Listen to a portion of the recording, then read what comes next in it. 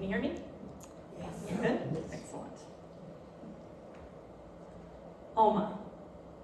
My Oma took nothing for granted, especially us, her grandchildren. Oma spoiled us rotten. Now, I know that that is something that grandparents sometimes do, but for Oma, it wasn't just a weekend or a holiday of spoiling us. Oh no. Oma and my grandpa, my Acha, they lived with us. So you would think that, the spoiling, would get a little bit old for Oma. She might get tired of it. Oh no. Every day. She doted on us. She made us breakfast every morning. Eggs, waffles, whatever we wanted. She cleaned our rooms. She made our beds. We were beyond reproach, according to Oma. I was her kleine Äffchen who could do no wrong. Yes, kleine Äffchen. Oma was German. She immigrated to the United States as a young woman. She grew up on the wrong side of World War II. I believe she was about 8 when the war began. And she would tell us stories. One of them was how her father would get her and her younger sister up in the middle of the night, take them both by the hand, and they would rush to the bomb shelter, getting there just before the English planes arrived. She also had gentler stories. Ones about looking after her troublemaking younger brothers, ones about going to school in a one-room schoolhouse, and being sent out in the middle of a thunderstorm to milk the cows. That was a traumatic one for her. All this to say, childhood wasn't always that easy for Oma, so she took nothing for granted. As I remember her, she was the tiny one in our family, this little German woman. She had short, silver hair, thick, and when she brushed it up, it shone. She had these clear blue eyes that she generously gave to my mother, to my younger brother, eyes that I was always a little bit jealous of. Oma took nothing that she had for granted either. Every single one of her possessions was important, precious. She was constantly asking us, what did we want to inherit?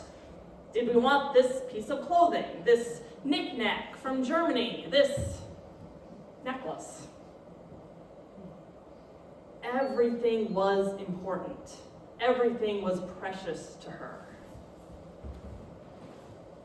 In addition, she also took nothing that we had for granted as kids. And this was a problem because we were a really absent-minded crew, especially in high school. Sweatshirts got left in classrooms. Hats got left in hallways. Who knows how many pens and pencils we went through in the course of a school year? But whenever anything went missing, Oma noticed. We came home without a sweatshirt. She wanted to know, where was it? Where had we last seen it? Did one of our friends pick it up? When would we get it back? She was relentless, persistent. Something that I would learn firsthand to my utter embarrassment. I was a junior in high school. At the time, my brother had just lost his sweatshirt and Oma had been asking him about it, but I wasn't thinking about that. Oh no, I was in high school. I had a free period. So I was walking down the hallway with my friends, trying to be cool, trying to be normal. And for me, normal meant being independent. You see, I had begun to realize that, at least as far as I was concerned, Normal teenagers do not have this tiny little German woman in their houses making their beds. So things were a little tense between Oma and I. I wanted to be independent, to do things on my own, and she just wanted to love me. So my morning went like this. I would get up, I would go downstairs, and Oma would greet me and say, "Guten Morgen, kleine Äffchen. What would you like for breakfast?" "Cereal." Oma would go to the cupboard, she would get me a bowl, but I wanted to be independent, so I would walk past her and get my own bowl out of the cupboard, plonk it down, pour in my cereal, eat my breakfast. Oma would ask me about what my day would hold. I would brush her off. She would say, "Kleine Äffchen, you really need to wear a hat. It's cold outside." And I would say, "I'm fine!" I was not the easiest teenager to deal with. But again, these things were all in the back of my mind because I had a free period. I was with my friends. I was walking down the hall. But then I noticed something out of place by the band room. You see, by the band room was a great big lost and found bin. And in this bin, well, all of the various lost and forgotten objects in the high school, they ended up there. Now that was all fine and normal and as it should be. What wasn't fine or normal, or definitely as it should be, was the figure bent over into that lost and found bin. There was Oma, up to her elbows in sweatshirts and hats and pens and pencils and goodness knows what else, looking for my brother's sweatshirt, digging through all of that stuff like some tiny little German raccoon. I wished myself dead on the spot. Turns out, this was not the first time, nor would it be the last, that Oma went to the high school looking for our lost stuff. She did it often. And she would tell us about her adventures, how she'd seen my sister's name on the honor student list, how she'd gone by a bake sale and someone had given her a cookie, how there'd been a fire drill and she'd gotten caught up in it and my band director had escorted her to safety. It began to feel like she spent more time going to school than we did. But Oma always found what she was looking for, and I think she had a lot of fun too. There's no getting around it. Oma spoiled us. She doted on us.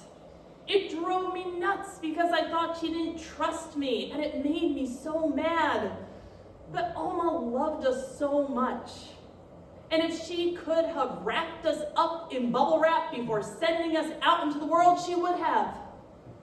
Because Oma knew just how awful the world could be. She'd grown up during a war, bombs dropping, family members going missing.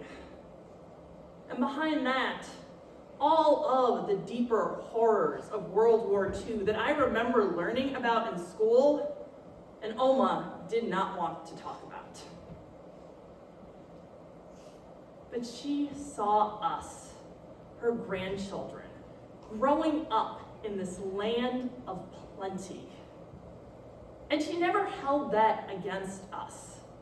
She never complained that we didn't have the character-building experience of hiding from bombs or milking cows in a thunderstorm. Her deep joy was that those experiences were behind her and would never happen to us. Her dream was the lives that we got to live. And her happiness was helping us live those lives, from making our beds to making us breakfast. She did not take us for granted. She didn't take me for granted. And I just wish that I could have done the same for her.